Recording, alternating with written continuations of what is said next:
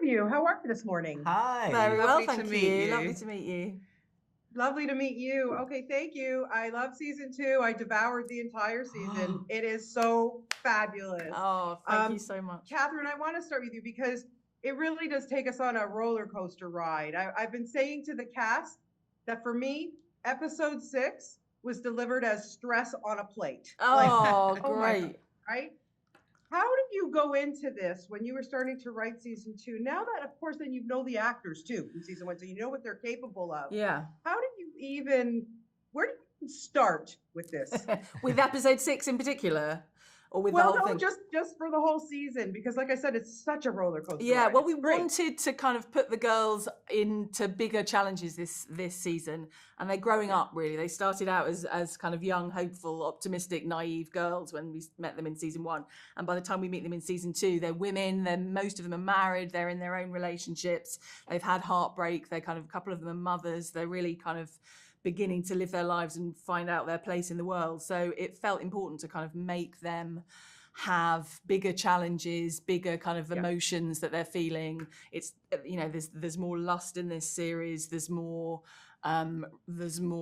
jealousy. There's more upset. And you're right, episode 6 in particular is one where we really see them challenged. And we talked about that a lot. And when we first kind of discussed whether the Ginny storyline in episode 6 would work, we were nervous about whether it could fit into the world that we'd created of this kind of sort of beautiful, hopeful world. But it felt important, actually, because I think it shows the stakes of what Ginny is going through and what all the girls are going through. And it kind of very viscerally shows us the way that women were treated and not believed and not given agency of their own bodies or their own children.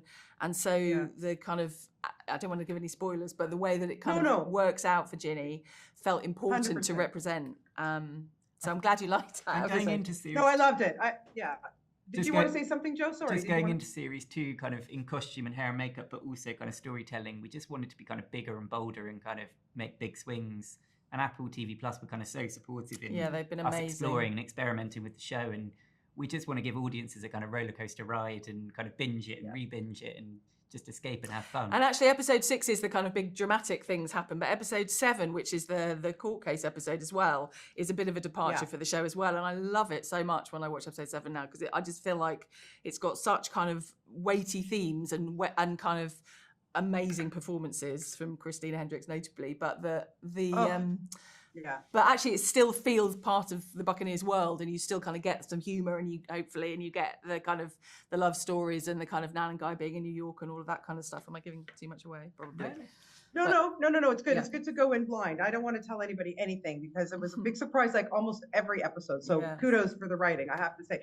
Beth, I want to ask you, because you know these characters and now you know this cast so well. They really, like we said, they've really stepped it up for season 2. What, in the end of the day, like excited you most about jumping into season 2 with these great actors? Yeah, I think the cast are a major part of it, and I think that as we've got to know them, and you know, we're so incredibly fond of them, they're so incredibly fond of each other, and I think that it really enabled Katherine to just write that. You know, she's got their voices, she's got their rhythm in her head. So each script that landed on your desk, you could see that actor saying it, and I think it you know, she knew how far to push them and gave them really meaty storylines. You know, everybody has got something big to do, and they all rose to the challenge. And of course, in season 2, our biggest excitement probably was the arrival of Leighton Meester on the scene. And, you know, seeing Christina Hendricks and Leighton Meester just kind of act their socks off. It was, you know, we were just absolutely glued to the screen every day. And, you know, she was a phenomenal person. She's absolutely lovely in season 2.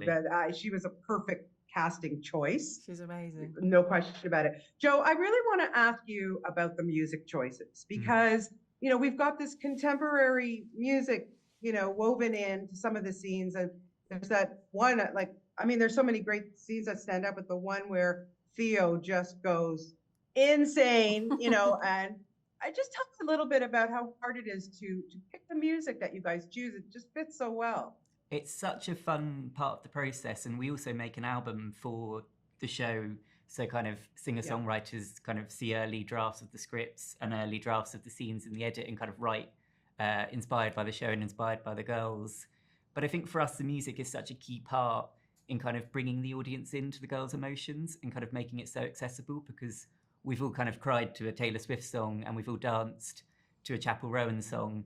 And when you kind of put those songs over moments in the show, the sort of emotions of heartbreak or love or jealousy, they just feel so vivid and kind of alive to us now. And I think series 1, the music was so brilliant. And I think in series 2, it might be even better. And there are just so many good kind of needle drop moments. Kind of a particular favourite is Chapel Rowan in episode 3, when the Dowager spots Reed across the room. And it just feels so kind of cheeky and fun and youthful. And I'm no music expert at all. Joe's brilliant at that kind of thing. But what is really exciting is when you kind of see the options. We get lots of different options of different songs over a scene. And so often you just go, oh my God, that scene just suddenly makes so much more sense with that particular song on it. Even if it's a song that you didn't know before. It's a song, in my case, because I'm older than you, but slightly. But it just the kind of emotion of it can feel so much more vivid and feel so, the way that they can illuminate what we hoped the scene would mean. It's such a magic moment when you've got a scene that you already love and that you've kind of locked in the edit, and then you put the music on top of it and you just go, oh, it kind of clicks, and it's a whole new level of thrill, isn't it? Yeah, it's a thrill when we put the music on. We love it. Yeah, well, we love it too. So congratulations. You have knocked it out of the park with season 2. It was, like I said, it was awesome. So thank you so much for your time. I really appreciate it. Really lovely. And best of luck to you. Have a great day. Thank you. Bye-bye. Bye-bye.